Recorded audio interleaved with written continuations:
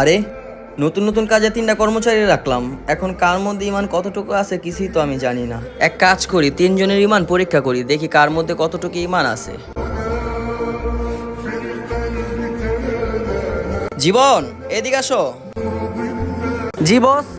জীবন, তোমার পিছনে রডের কাজ হইতাছে, তুমি একটু যায় দেখবা কাজ কি ঠিকমতো হইতাছে কিনা। আচ্ছা ঠিক আছে বস।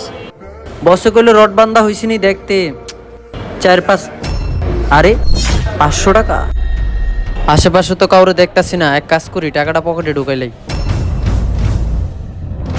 এই মানি ব্যাগের মধ্যে এই টাকাগুলো রাইখা এখানে রাইখা যাই, আরেকজনকে ডাক দিয়ে জিজ্ঞেস করে দেখি।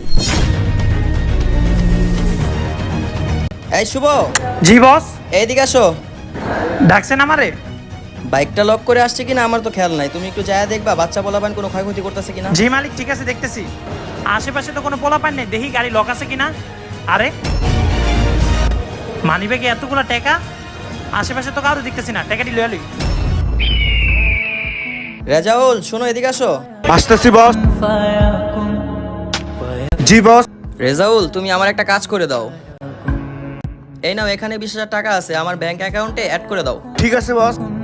বস আপনি আমারে 500 টাকা বেশি দিয়ে দিছেন, বাকি টাকা জমা দিয়ে দিছি, এই যে 500 টাকা।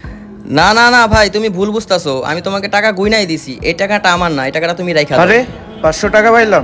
এই ছেলেটির ইমানদারির জন্য একটি লাইক তো দেওয়া উচিত। ভিডিও ভালো লাগলে শেয়ার করে দিবেন।